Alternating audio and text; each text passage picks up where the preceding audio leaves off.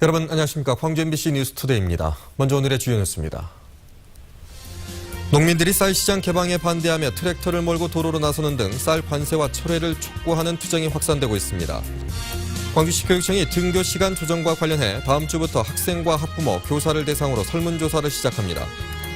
시민단체가 전라남도를 상대로 F1 적자에 대한 책임을 물어 민형사상 소송을 제기할 방침입니다. 정동채 전 문화관광부 장관이 신임 비엔날레 재단 대표이사로 선임돼 내년 5월 말까지 비엔날레 정상화와 개혁을 위해 최선을 다하겠다고 밝혔습니다. 쌀 시장 개방에 반대하는 농민들의 투쟁이 확산되고 있습니다. 벼 재배 면적이 전국에서 가장 넓은 전남 지역의 농민들의 걱정과 반발은 더욱 거세지고 있습니다. 김양훈 기자가 보도합니다. 농민들이 쌀 시장 전면 개방 철회를 촉구하며 트랙터를 몰고 도로로 나왔습니다. 논에서도 농기계가 굉음을 울리며 오갑니다. 영그렀던 이삭들은 힘없이 흙탕물 속에 파묻혔습니다. 정부가 쌀 관세하율을 513%로 결정한 것을 반대하는 농민들의 시위가 전남 곳곳에서 열렸습니다.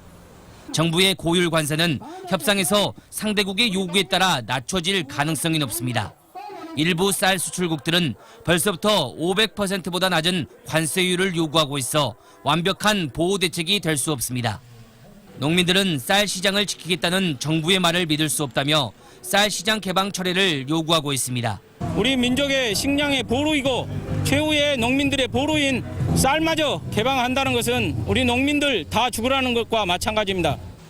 쌀 시장이 개방되면 가장 큰 피해는 도내 벼 재배 농가들이 입을 수밖에 없습니다.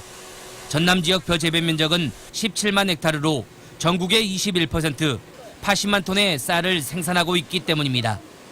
전라남도는 농민 피해를 최소화하고 쌀 산업 경쟁력을 확보하기 위한 대응책 마련에 나섰습니다. 생산비 절감 TF팀과 농업정보팀을 본격 가동해서 저비용, 고소득 쌀 산업 구조로 전환하고 친환경 농업도 유기농 중심으로. 농민들은 쌀 개방은 식량 주권을 포기하는 행위라며 오는 27일 서울에서 범국민 대회를 여는 등 대정부 투쟁을 본격화할 계획입니다. MBC 뉴스 김양훈입니다. 지역 대학의 수시 모집 경쟁률이 전반적으로 높아졌습니다. 수시 모집 원서 접수 마감 결과 평균 경쟁률이 지스트는 9.82대 1, 광주교대 8.14대 1, 호남대 6.1대 1, 광주여대는 5.1대 1이었습니다. 또 조선대 4.9대 1, 광주대 4.82대 1, 남부대 4.8대 1, 송원대 4.14대 1, 동신대는 4.1대 1을 각각 기록했습니다. 정원 감축과 전형 절차 간소화의 영향으로 전반적으로 수시 경쟁률이 작년보다 높아진 가운데 보건계열 학과 등 취업에 유리한 학과와 올해 처음 도입된 지역인재 전형의 지원자들이 몰렸습니다. 광주시 교육청이 다음 주부터 등교 시간 조정에 대한 의견 수렴에 나섭니다. 광주시 교육청은 초중고 교장협의회장들을 대상으로 의견 수렴 방법에 대한 자문을 구한 데 이어 오늘까지 설문조사를 위한 문항 작성을 마치기로 했습니다. 또 다음 주부터는 초중고등학교 학생과 학부모, 교사 전체를 대상으로 설문조사를 시작할 예정입니다. 시교육청은 교육 주체들의 의견을 전수조사하되 시민단체 등이 참여하는 공청회는 따로 개최하지 않기로 했습니다. 세월 5월 논란으로 공석이 된 비엔날레 재단의 신임 대표이사 자리에 정동채 전 문화관광부 장관이 선임됐습니다. 신임 대표는 비대위를 꾸려서 재단을 개혁하겠다며 광주시의 입김을 차단하겠다고 밝혔습니다. 정용호 기자입니다.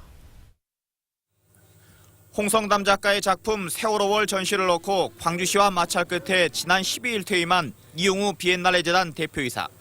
돌출적인 그 시의 대응이 없었으면 아마도 홍성담 작가의 작품은 걸렸을 것입니다. 후임으로 정동채 전 문화관광부 장관이 한시적인 임시 대표이사로 선임됐습니다. 취임 일성은 비엔날레 정상화와 개혁.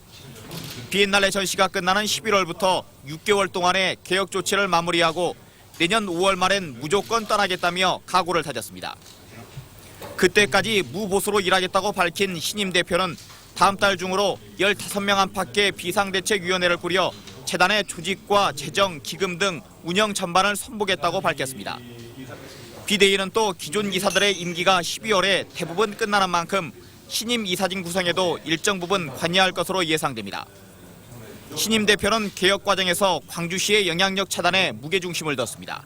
지원하되 간섭을 않다고 했고 저도 시청의 간섭을 단호하게 거절하겠습니다. 이를 위해 광주시장을 비엔날레 재단의 당연직 이사장에서 명예이사장으로 전환하는 내용의 정관을 개정했습니다. 하지만 광주시 내부에서는 비엔날레 재단에 돈만 주고 뒷짐만 지고 있을 수는 없다는 분위기도 있어 향후 비엔날레 개혁이 제 방향대로 추진될지는 미지수입니다. MBC 뉴스 정용욱입니다. 정동채 신임 비엔날레 재단 대표이사가 기자회견에서 불미스러운 일로 인해서 현재 대법원에 재판이 계류 중이라고 밝혀 선임을 둘러싼 적절성 논란이 일고 있습니다.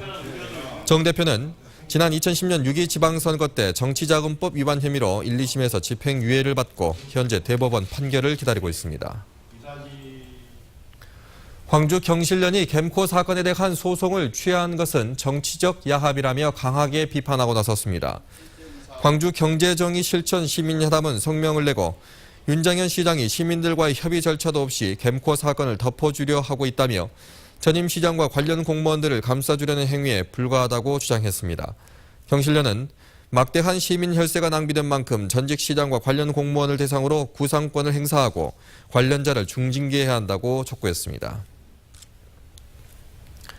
시민이 만드는 밝은 세상 등 광주 전남 지역 시민사회단체들이 전라남도를 상대로 F1 적자에 대한 책임을 물어 민형사상 소송을 제기할 방침입니다. 이들 단체는 F1 적자가 막대한데도 누구도 책임을 지지 않고 있다며 잘못된 행정에 대한 책임을 져야 한다고 밝혔습니다. F1 누적 적자는 2010년 첫 개최 이후 4년 동안 1,902억 원에 이르는 것으로 알려졌고 미상환 지방채가 1,530억 원으로 연 46억 원의 이자를 부담해야 하는 실정입니다. 어제 오후 6시 30분쯤 광주시 북구 은암동의 한 음식점에서 불이 나 소방서 추산 2천만 원의 재산 피해를 낸 뒤 10분 만에 꺼졌습니다. 소방당국은 음식점이 영업을 시작하기 전이라 안에 사람이 없었던 점과 냉장고 앞부분이 가장 많이 탄 점 등을 토대로 정확한 화재 원인을 조사하고 있습니다.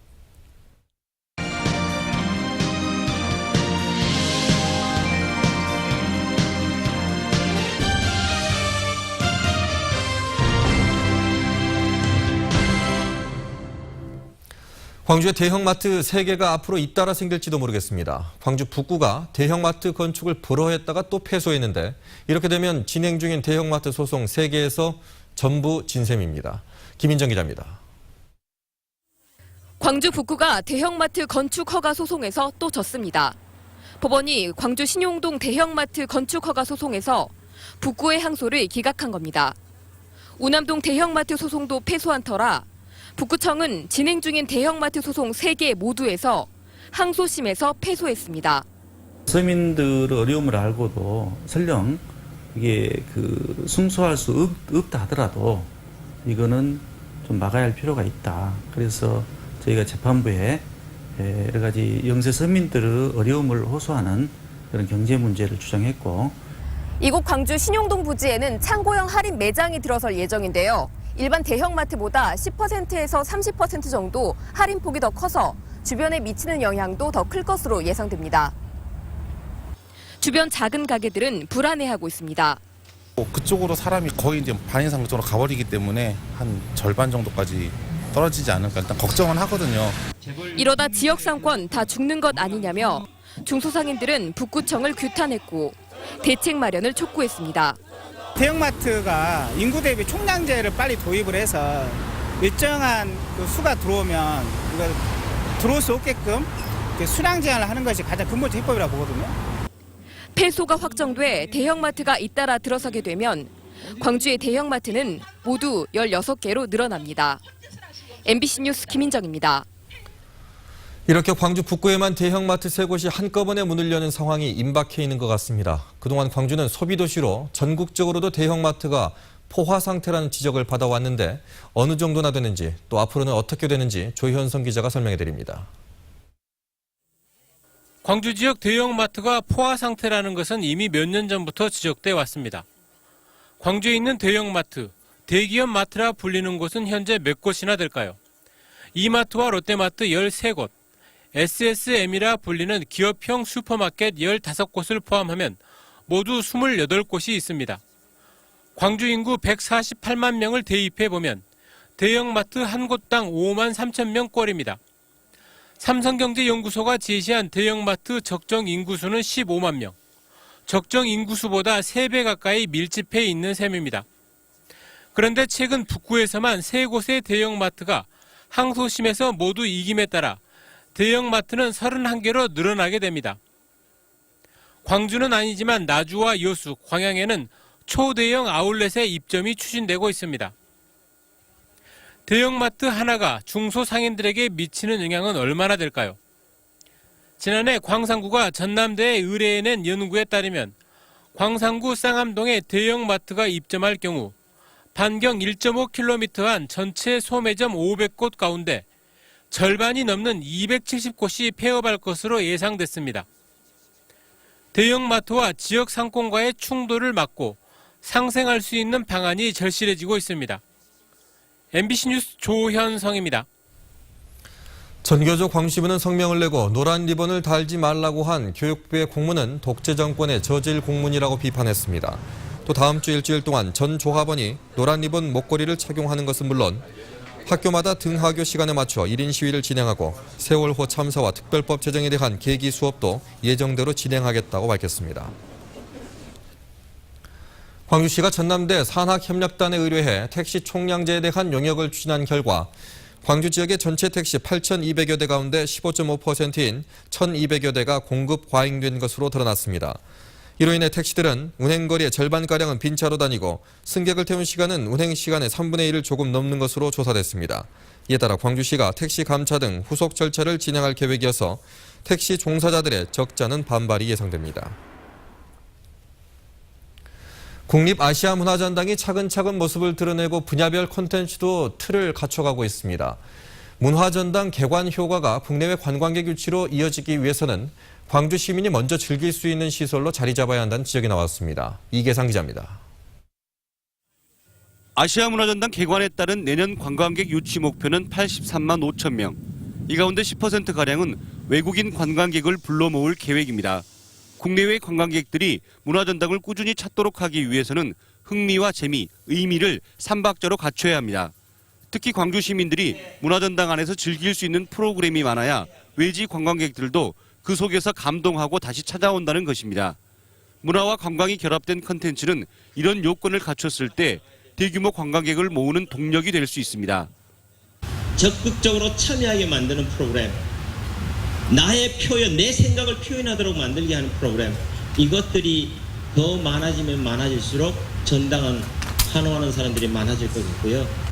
또 국내외 관광객 흐름이 단체 위주에서 가족 단위 개별 여행으로 바뀌면서 문화전당만이 갖는 차별화된 이미지 설정이 더없이 중요해졌습니다. 이를 위해서는 중장기적으로 관광 분야 기관들이 협업 체제를 구축하고 컨트롤 타워 기능을 할 중심 기구가 필요하다는 지적이 나오고 있습니다. 민간 대 민간의 힘, 그리고 또 민간 대 전당이라는 공조직과 같이 유기적으로 결합하는 그런 거버넌스 체제가 구축되어야 된다고 생각합니다. 관광산업은 공급이 수요를 창출할 수 있는 만큼 비즈니스 호텔이나 게스트하우스 등을 확충해서 부족한 숙박 인프라를 서둘러 개선해야 한다는 목소리가 높아졌습니다. MBC 뉴스 이계상입니다. 광주시장의 공약 사항을 체계적으로 관리하기 위한 조례가 광주시의회 상임위원회를 통과했습니다. 광주시의회 행정자치위원회는 조호섭 의원이 민선시장의 공약을 객관적으로 투명하게 관리하자는 취지로 발의한 광주시장 공약사항 관리 조례안을 심의 의결했습니다. 이 조례가 제정되면 시장 공약의 추진 과정과 결과를 시민들에게 공개하고 행정의 신뢰성을 높이는 계기가 될 것으로 기대되고 있습니다. 빛가람 혁신도시로 이전을 마친 한국콘텐츠진흥원이 신사옥 개청식을 갖고 본격적인 업무에 들어갔습니다. 한국콘텐츠진흥원 신사옥은 지하 1층, 지상 5층 규모로 지난 6월에 나주로 옮겨왔고 170여 명의 직원이 일을 하고 있습니다. 콘텐츠진흥원은 방송과 게임, 애니메이션 등 장르별 콘텐츠의 생산 유통을 지원하는 업무를 맡고 있습니다. 내년까지 16개 공공기관이 입주하게 될 빛가람 혁신도시에는 현재까지 6개 기관이 이전 작업을 마쳤습니다. 광주 전남 지역의 사립대학들이 수백억 원의 적립금을 쌓아놓고 있는 것으로 나타났습니다. 교육부가 정의당 정진후 의원에게 제출한 국정감사 자료에 따르면 대학별 누적 적립금이 조선대는 959억 원, 광주대는 223억 원, 호남대 155억 원, 동신대는 119억 원에 이르고 있습니다. 정 의원은 사립대학들이 수백억 원의 적립금을 쌓아놓고도 여력이 없다며 등록금을 낮추지 않고 있다고 지적했습니다. 윤장현 광주시장이 황뜨머나잉 베트남 문화체육부 장관을 만나서 상호 문화교류와 우호 증진을 위해 힘을 모으기로 했습니다.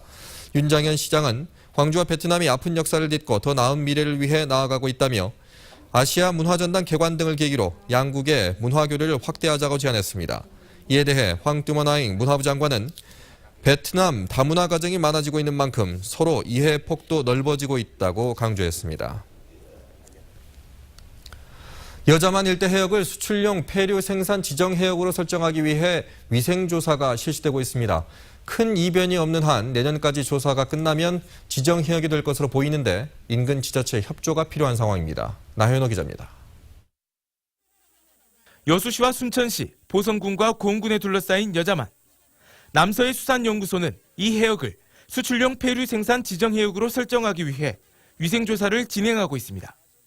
조사 해역만 모두 15,000헥타르 규모입니다.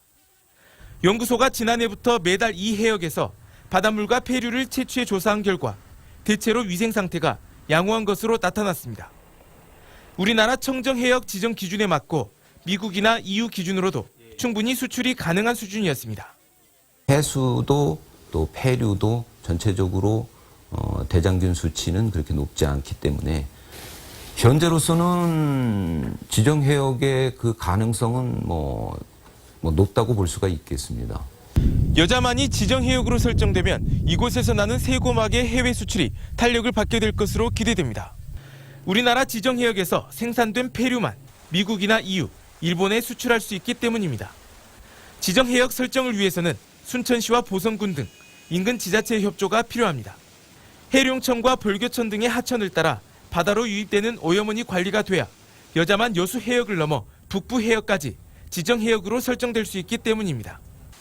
일본 방사능 오염이나 올해 기름 유출 사고로 수산물의 내수 회복이 더딘 상황 속에서 이번 지정 해역 설정으로 우리 수산물에 대한 신뢰도를 높이는 계기가 될 것으로 보입니다. MBC 뉴스 나연호입니다. 전남대 세계한상문화연구단이 미주 한인의 목소리 대표인 피터 김 씨를 초청해 특강을 열었습니다.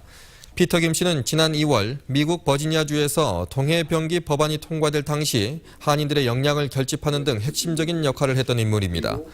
이번 특강에서 피터 김 씨는 일본해 단독 표기 주장에 맞서 동해병기 법안을 통과시킨 과정을 설명하고 앞으로의 포부도 밝혔습니다. 광주 MBC 등 지역 문화방송과 지역 민방, 라디오 방송사들은 공동 성명서를 통해 지상파 중간 광고의 시행이 극심한 침체에 빠져있는 라디오 방송과 지역 방송을 다시 활성화시킬 수 있는 필수적인 대안이라며 조속한 시행을 요구했습니다. 또한 지상파 3사의 광고 매출이 급감하면서 법적으로 이들과 연계 판매를 해야 하는 라디오와 지역 방송사들도 고사 위기에 처했다며 중간 광고 허용을 거듭 촉구했습니다.